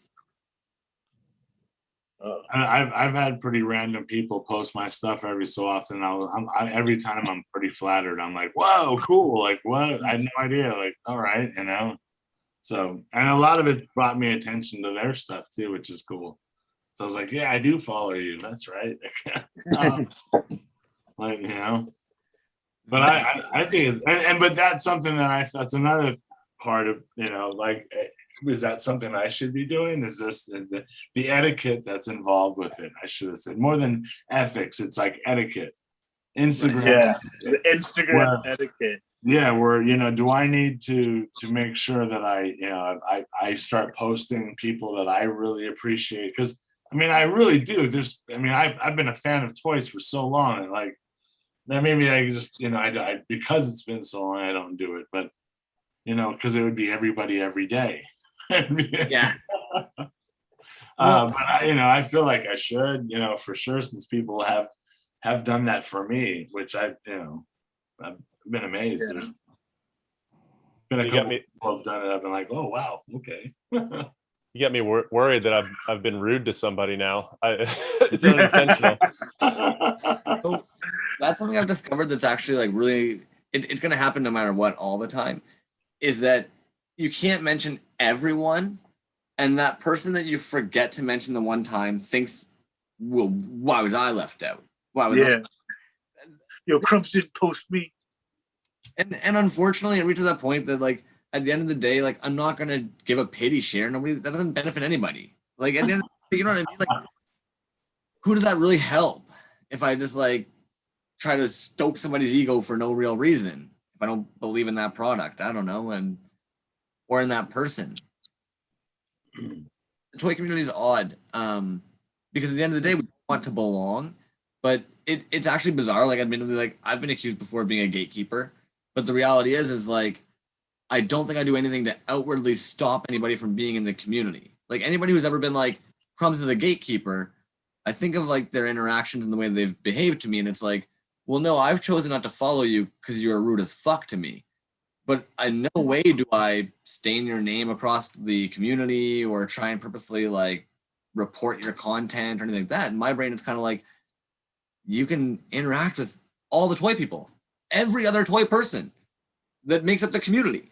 And that's where, for me, it kind of becomes weird, where like somebody almost like their reality must be so warped if they can believe that like you not sharing their post one day is why they didn't get that sale, or why they don't have as big a following, or why. And it's like so many people in the toy community, like most of us probably haven't even, like every day we could probably share one in the creative discussion group and we wouldn't find all the toy makers in the toy community. No, I'm always following finding people. Or somebody is following me. I was like, hey, cool. You make toys too. I'll follow you. Absolutely. I mean, you guys all know it's like you're kind of exposing yourself when you put your work out there, right? And it's a little bit of like, I hope you like it, you know. I don't know. And then like if you get any sort of like rejection out of that, like that's a bit of a blow to the ego, you know what I mean? And what's rejection, in your opinion? What was that? What would rejection look like? Like, what exactly is rejection? That's a good question. I don't know, but I mean, if you were expecting somebody to do something, which I would never expect anybody to do anything with my stuff, but if you were expecting that and you didn't get that thing to happen in return, then maybe that might feel like rejection, you know, or you're not getting the likes that you think you might get, or the first one was a perfect definition of rejection, actually. Yeah. I mean, that's what I've dealt with. I mean, that was my first like kind of blow of rejection in the toy world. Was I thought I had been commissioned to make a piece that I made, and I still have it. So, you know, that was my first like, oh, okay, you know, I get it. I mean, but it didn't, you know, I didn't let it bug me too much, but that's because I'm an old man and I meditate every day. So I'm good with that kind of stuff. I am curious. Do you care to elaborate on that? Because like, I'm sorry, that seems like a complex situation. Like, was it a commission? Was it? You know what? It was messaging back and forth. I'm not going to expose anybody, of course. No. It was messaging back and forth very lightly about something, and I got it. I think I just maybe got a little bit overjoyed with who I was messaging with, and they asked me if I did commissions. And I mentioned that, you know, I would just make anything really, you know, and would love to make something for them. And I did, and they mentioned that they would love to see it. And I kind of thought that was a situation where I was set up to make them something within the conversation that we had. And I did, and it never went anywhere. And which is, you know, like I said, it was a slight disappointment, but it was, I completely understood at the same time. It's like, these aren't like contracted things, you know. I'm not, you know, we're not sitting at a board in a meeting saying this is what I'm hiring for. So I get it, you know. I take it. I had to take it lightly for sure. I'll admit though, even as you're saying that, I'm like, my brain's sitting there being like, I almost worry if I've ever done that to somebody, because like, where's that fine line between being supportive and then leading towards a sale? Even, I'd be curious. Like I said, I chalk it up to me getting a little too excited about, you know, a conversation I might have been having with somebody. So, you know. Fair. Like as a buyer, I've sort of pressured myself into a situation like that, you know. I'm having that kind of conversation. That would be cool. That's super cool. And like, you know, it's like, well, I could do that. And well, you know, I'd like to see what that is. And then all of a sudden it's like, that's, you know, whatever, $100. And I'm like, oh, okay. Like I'm on the hook because I already told you I was wanting this thing or whatever. Right. So, right. And every time it's turned out like it was totally worth it. But you know what I mean? It was like oh, I didn't think it was going to be that much kind of a thing for a second, you know. But then it's like, man, it's an artist. It's one of a kind type of thing like that. You know, it does make sense after you kind of swallow the pill. Which is something I really hope everybody does with my work, because it's hard for me to, you know, when it comes to asking prices and things like that. It's been tough when it comes to sales, you know. So for me it is, because I'm like, I'm asking this much for it, you know. Some people are okay with it, but a lot of people are like, well, that's a little too much for me. And I'm like, I get it, you know. It's not a, you know, $45, $50 casted toy.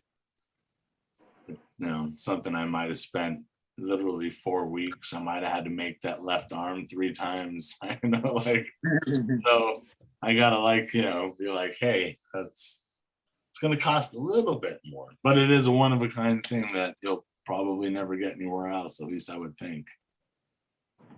Well, I've even talked to like, admittedly, Rainbow Yawn is in that same boat as yourself, where he realizes that his asking price is a little bit higher than most.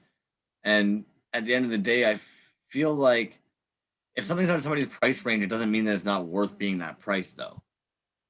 And I think that's something that gets really tough in like the moment that you're on Instagram selling something that's a piece of art, but it also fits into that realm of toy, and then becomes an art toy on Instagram, and it does become a lot tougher because it's like you see soft vinyl, and somehow like a soft vinyl piece will go for like 600, 1800, and they'll all explain like, oh, but the process to make that, and it's like, but yet when you're looking at the process to make a hand-woven toy, and you're sitting there being like, well, I have to ask this price, and it's like, so there is a market for it still, and there are still people that will pay that price. I do still think it's allowed to be valued at that price, but I could see where like those conversations of rejection would definitely become maybe greater, for sure. Oh yeah. But I completely understand. It's not, it's a niche thing. It's not definitely, I've had people even at, I have sold a lot of toys to people who know me personally, who just like, dude, like, I have to get one of your toys. They're amazing, which I appreciate. But I also have like people like, people approach me that I work. They're like, hey, can I, will you make me something like this? And how much does that cost? And I tell them, they're like, whoa, I didn't realize you were charging so much. And I'm like, well, it's not, it's not like I'm just whipping these things up overnight, A lot of time. Have you guys ever had to kind of face that with other members of the community, even kind of telling you that your prices are too high or anything like that? No. Nice. I mean, I always have a hard time with prices, though. I never know what to value it at. Because I understand, like, I'm always like, I put this much time into it, but like, people don't care. True that. They want it for like a good price. Yeah. Yeah. So I'm always stuck in between there. Like, I want to get like if I'm going to sell it to you, I want to get like my time, is worth money. So I want to get that. But I never know what to charge. I don't want to seem like I'm ripping people off either for my cheap homemade figures. I think too, like there's a couple of great folks that on the Instagram there that are doing a really good job of describing the process really well in their posts, and so when you understand by watching that feed what they're actually putting into it, it kind of rationalizes it a little better for the buyer. You're like, I get it, like it took you months to get this done and you showed all these steps and stuff, rather than it's just like here's your piece and people are just like, well, yeah, you just made that in 10 minutes or whatever, and that's not exactly the truth. No, maybe that's my problem. I just post finished products, right? Yeah, that's what I try to do as much as I possible. don't really post process pictures or anything like that. I used to a few, but I stopped doing that. So I might put something in like a story. Yeah, the story I'll do every so often. I like to kind of tease things that I'm working on in my stories every so often. Yeah. But no, I won't post it until it's in package most of the time. So B to the J actually on YouTube was asking, does time spent on a piece always dictate the price? And if so, does that dictate your work? For example, wanting to make less expensive pieces for faster. I think what he's asking is like, would you guys say that typically when you're pricing the work, you're pricing in your time, or are you willing to take a cut on your time if you're going to be making faster pieces? I don't even know what faster pieces would mean in my world. I know. I was looking at it, thinking that too. I'm like, there's not really faster. So The only thing I think of is if I decided to smoke meth that day or something. Yeah. I suppose it could be simpler, maybe. Like, Yeah, I mean, actually, on second thought, I had thought about that because early on when I was making these figures, I did my first Darth Vader figure I made was pretty, I mean, rudimentary compared to what I'm trying to attempt to do now.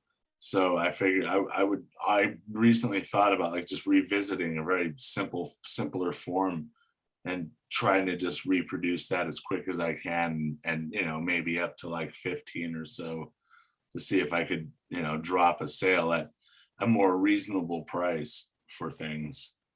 But then I just didn't care. I just wanted to make things that I want to make. Good, yeah.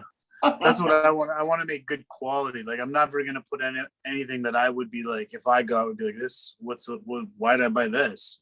For me, it's always got to be like the quality, right? If I patch all my bubbles. If I have any bubbles, I patch every bubble. So like that's pretty time consuming, and Wow. And I don't like mass produce things either. Like I don't have a run of 20, or I don't even have like a run of 5. I make 3 max, right? Because I take the time to actually make sure that it's going to be what the person pays for. Yep. And if I'm going to say, if for a way to save on money, instead of doing a card back, I've started doing bags.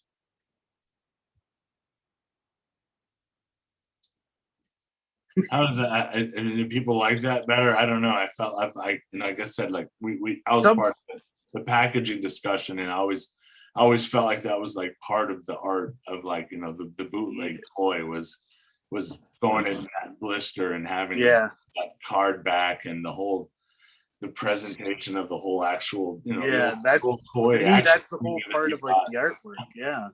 Yeah, it's always like a 50-50 for me, making the toy and then like jumping on Photoshop and trying to make a decent package for it.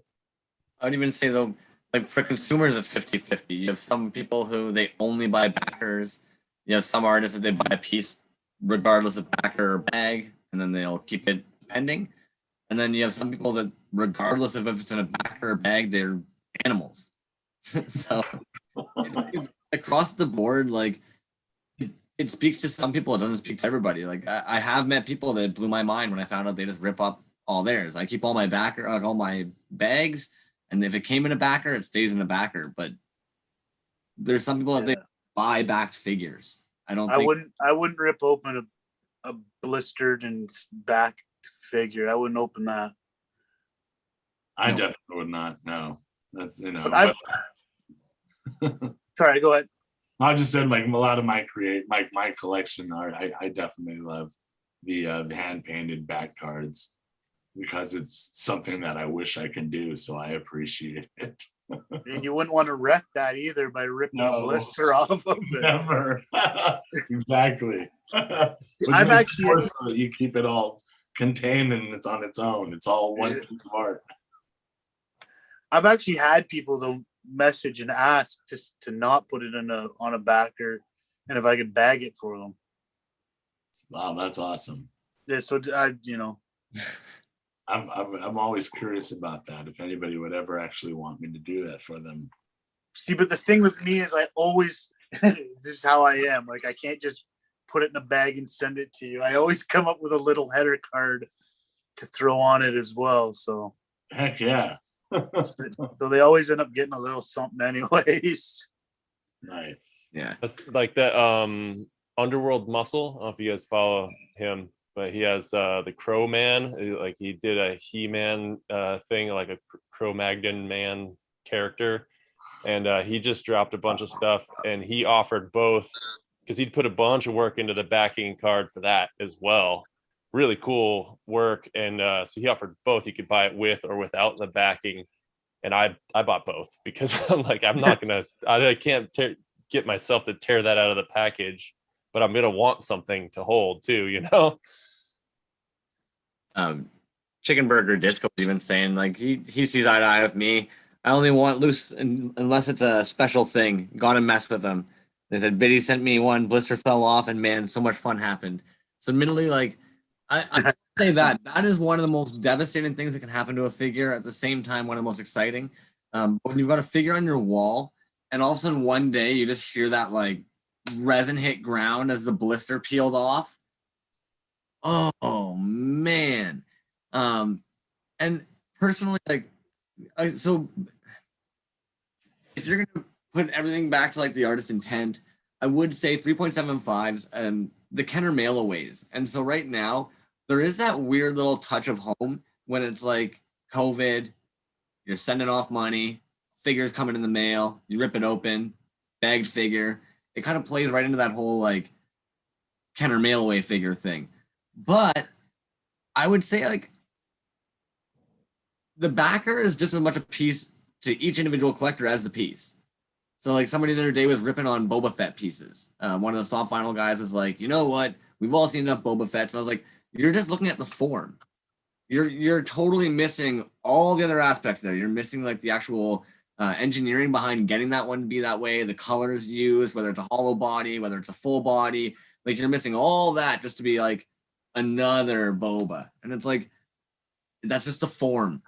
And so at the end of the day, like that figure might speak to some people, a back figure might speak to some people. I don't think the packaging, I don't think that one person could say like, this is the one that sells and works. And it's like the most effective. Each to their own, right? And honestly, if a collector does things that can be a little bit of the two, it makes everything a little bit more special. Like Trash Can Monster, the only one of his I have is WAP. But I always go back to that one because weaponized assault penguin would look stupid by itself. If I just had a penguin on the shelf covered in blood, everybody would be like, I don't get it. But because he put in a backer for WAP when WAP was all popular, and he's actually made a joke out of the whole WAP thing with weaponized assault penguin, it's like, it has to stay in the backer. Somebody else might be like, the backer. I don't know, man. Epoxy Crusader. Thanks for joining, man. Yeah, real quick, I got Hi, to everyone. shout out to at Chicken Burger Disco for making me a real dope ass commercial. Yeah, actually, has anybody here seen the Chicken Burger Disco videos? They're Like hilarious. You got to check them out. the guy makes wicked awesome toys. But on top of that, like his videos are straight like Adult Swim content. Yeah, they're hilarious. Who is this? Chicken Burger Disco. Yeah. Okay. The guy I'm is gonna post that commercial like every day until Easter.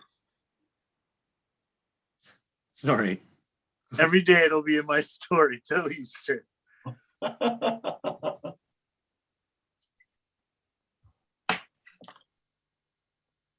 Epoxy Crusader. How's it going, man? How's it going, everybody? What's going on, bud?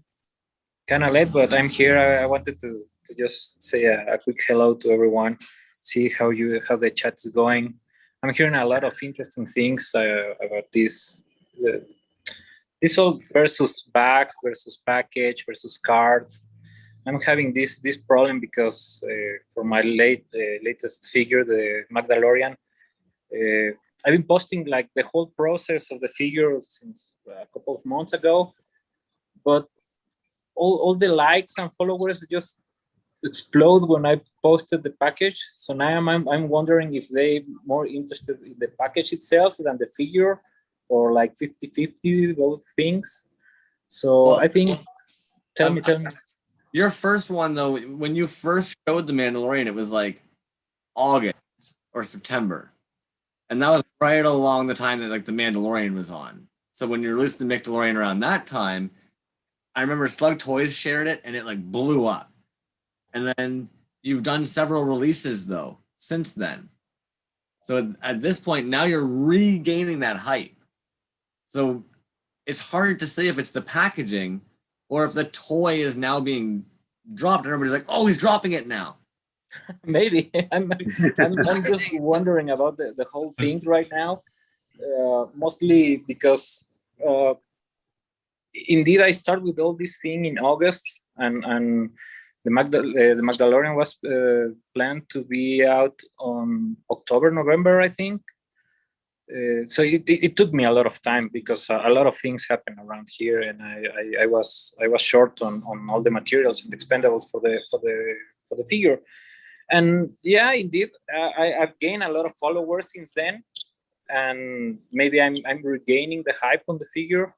But recently, last night I received a message from a guy from Poland, and the thing he was saying to me by start was like, man, that package is awesome. It's like a contemporary statement about art and Disneyfication on the world. And then he started talking about this art theory, heavy art theory. And I was like, man, okay, thanks. Have you seen the figure?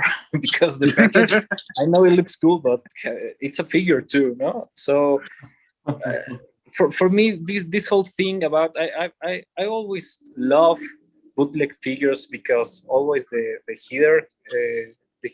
header cardboard always have this strange art, like self-made art by someone, or like a ripoff from another image or brand or something, and I really love that, and I'm like in love with the cardboard header and the bag. But sometimes I always thought it would be great to have this plastic bubble, or to be able to make the blister for a more complicated or big figure, like the ones, well, you can see those on Instagram. Sometimes they put a lot of effort on the card with a lot of detail on the drawing and the illustration. And I always wondered that too, that if the price of the figure goes along with the card and the figure itself, or it's just the card. And sometimes I see these like kiddie made cards, like drawn with crayon or pencils, like if it's some sort of artistic statement that goes behind the figure. So I've been wondering about all this since last night, because this guy was just hyping about some really heavy art theory and talking about the package itself, not the figure. For me, I really think like your stuff there, like they work together really, really well. You know, they both tell the story, and that's like they just sort of like they're those force multipliers, like make the whole thing much more interesting and valuable. I don't know about all the art theory stuff, but to me, it's like, yeah, that makes a lot of sense, you know? Thanks for that. One guy was asking me about the fries, the fries that looks on the package, and I was telling him that it's just foam, because I thought that love it. I thought that when I ship them, they will need some sort of security stuff inside the box, and I had this old foam at home, and I thought, this could look like fries once I slice them and put them in the box, and this way I'll secure the figure inside the box, inside the package. And well, it seems it was a really good idea at the end. Yeah, dude, I love it. It's fantastic. Yeah, Thanks, man. Thanks a lot. At the end, I'm still wondering what would be the best, and I think only the figure will tell you what's the best as package. A bag or a card or a blister. I think the figure itself will make you feel the way it should be packaged.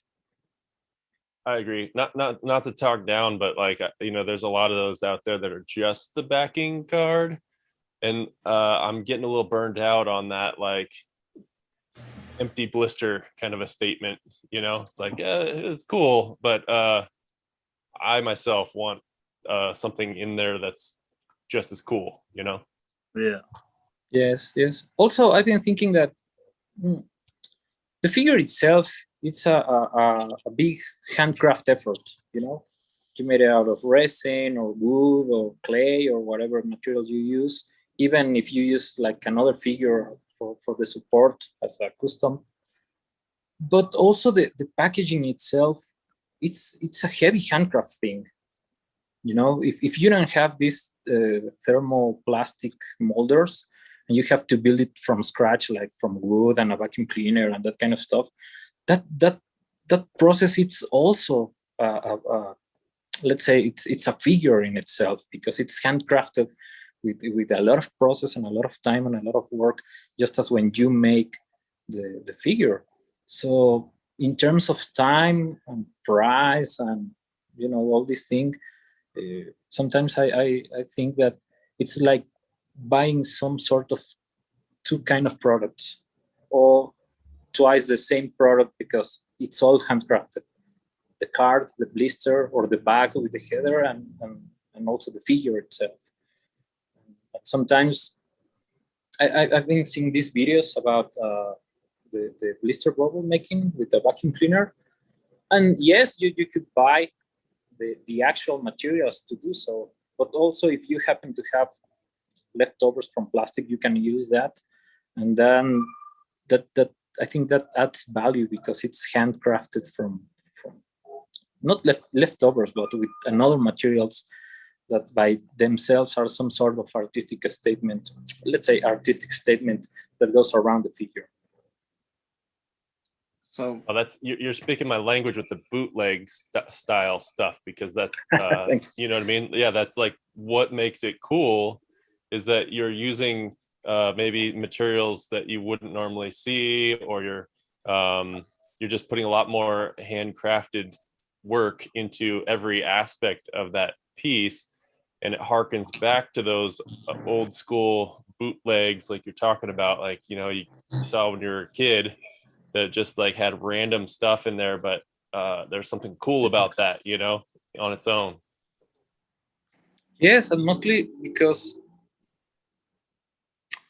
I think that when I think I said this before, but when you buy like an industrial toy, like a brand toy, you feel the brand. But when you buy something handcrafted, you feel the guy or the people who actually made that figure. Like it spoke to yourself or by itself, from the materials, from the detail of the work or the painting.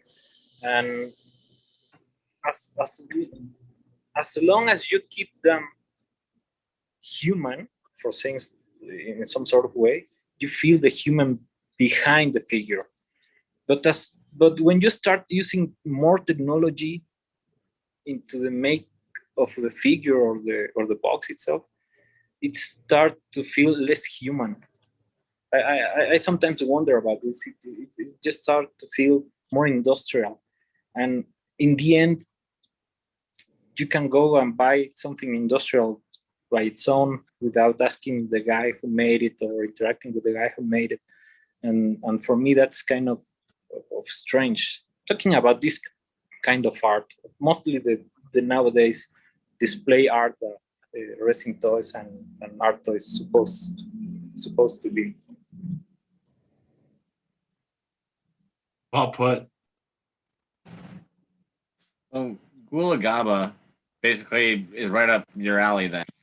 His mindset is that you're selling a piece of art and the toy is like a bonus. If you go to his website right now, the action figure is a penny, but you have to buy a backer. Backers are 50. Okay. So he believes that the backer is the art you're buying. Yes, he's made the resin toy, but in his way, he's decided to market his content. He believes it to be like the art that you're buying, and that's cool. Like he believes he's saying a statement in the artwork that he puts on there, and so for him, it's driven by the backers. I'm gonna be totally honest, man. Like this whole, it's about the intent and the concept, and you're paying for the concept. It can get really clouded because there's some really fucking good guys in the scene, and that's just the issue.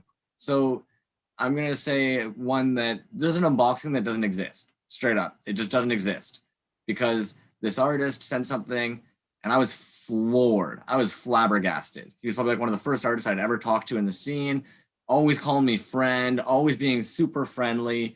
And he basically got you to buy a piece that nowadays, like, not a chance in hell would you have spent that money on that amount of, like, on that piece.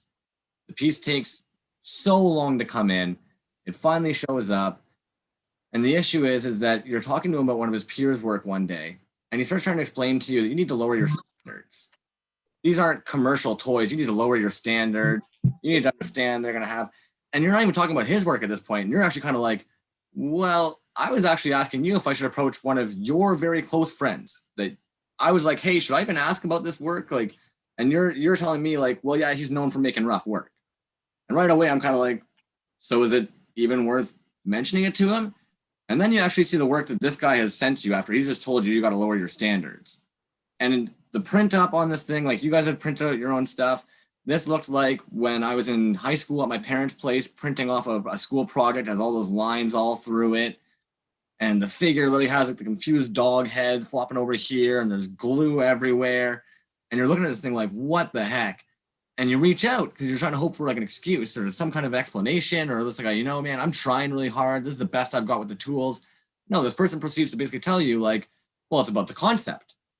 It's so much more than that. Don't you understand that this is Luke Farmer during this scene? It's about the concept. And you're trying to say to him, well, for that price market, some of your peers are putting out work that unfortunately, I don't really see how yours can be valued at that. The moment that artist told me, if you want to buy cheap pieces with no concept, that's up to you. That piece went flying across the fucking room, man. I lost all respect for that artist at that point. Because at that point, it was kind of like, you don't have respect for your peers. Because at the end of the day, these are your peers that are people in the craft with you, in the scene with you, that you talk to, that I see liking your posts, telling you, good job, man, great work. That you're going to sit there and tell me that the pieces I've bought, I'm not allowed to say that you should have a standard at that level or that's where the work should be. I'm not basing my standard off of a Healy made. I'm not basing my standards off of an Ahimo. A lot of times I'm basing my standard when it's that guy who's in his bathroom working from a fucking sink and is selling a piece for $20 and you get it and it's flawless. And you're looking at it being like, you blew my fucking mind, man. You hand painted this thing? Holy shit. Like, dude, I've got one of your pieces on my wall. I can look at that thing and be like, God damn, this is a dope piece. So at the end of the day, unfortunately, when somebody else comes out onto the scene, and there can be an inflection of the pricing all of a sudden, because somebody goes, well, shit, if that is selling for that price, my work probably should be at that price. A buddy who's now seeing this new guy come on the scene goes, whoa, if you're going to charge 30 and I've been charging 30 all along, I guess I'm going to charge 40 now. And all of a sudden, everybody who's been charging 40 catches on and goes, bullshit, my work's valued at 40 is. And they all price 80. So then a brand new guy comes in the scene and he goes, pricing is between 40 and 80. I guess I'll charge $50 for a 2-inch figure. And all of a sudden, everybody gets hurt. Because when you ask that person, why are you charging that? They go, I thought that's what everybody was charging. And at the end of the day, they can't sit down and actually tell you like, well, because my resin cost this amount, my silicone cost that amount, I charge myself this amount for a wage and I want to make percentage back on my profit. They can't tell you that usually. 99.9% of the time, it seems that's what the price was. Well, if the prices all keep going up, hot damn. So the backer, the packaging, it's like you said, like it's going to be valued to the person. I'm sure there's people that got that piece, that love that piece, but the artist attitude destroyed that piece for me. And just like how an artist can totally make a piece based off of how they've built that hype or the intent or have explained like the process or have even just shared their work, however they've put themselves out there, all that I feel comes into the final product, unfortunately. We don't want to think that how we behave and how we put ourselves out there is going to affect the final product, but it does. It unfortunately does. Like packaging, I don't know, man. Yes. About what you're saying about this whole thing about the concept and the art, and I myself had a run as visual artist, so I've been running like the last 3 years from this theoretical art scene where the concept is the thing that rules over the piece and blah blah blah, whatever, the mambo jumbo, and I'm always worrying about the moment that this concept invades some sort of piece, like it's the art toy or the figure or the resin toy or the bootleg toy community or works, because as you say, sometimes this goes far beyond the actual stuff, the actual object, and all these statements and ideas of the artist could just destroy the thing when those surpass the actual thing.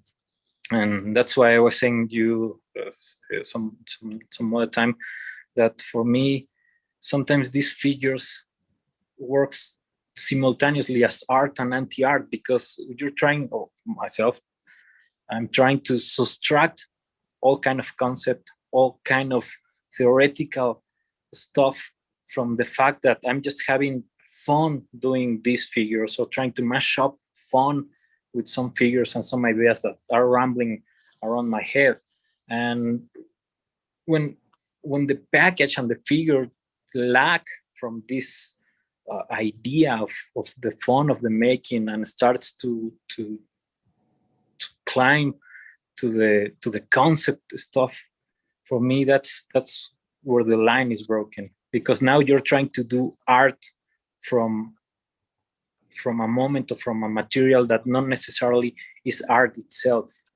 So you have to think it, well, myself, I think it as an anti-art in that remedy, because hey, if you want to sell some concept artisty stuff, then do concept performance or painting or photography or whatever other thing instead of trying to pass some Motu or Star Wars stuff as high art. Or that's what I think, and that's for me what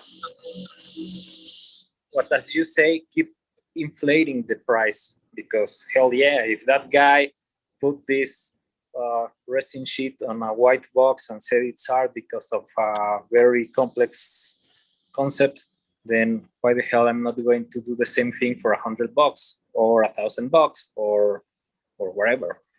I was thinking just about this because digging through my stuff, I found this Luke Chue drawing. He sells some of his drawings. It was printed, but then he painted with some acrylic paint over, and he sold them.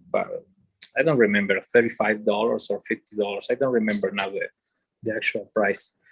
And my cousin in Chicago received it for me. And when I went to fetch it, he was like, "Man, you really pay some guy $50 just to draw something in a blank page and put this little bear there?" And I was like, "Hell yeah, he's fucking Luke Chue, man. He's an artist." And he was like, "Give me a second."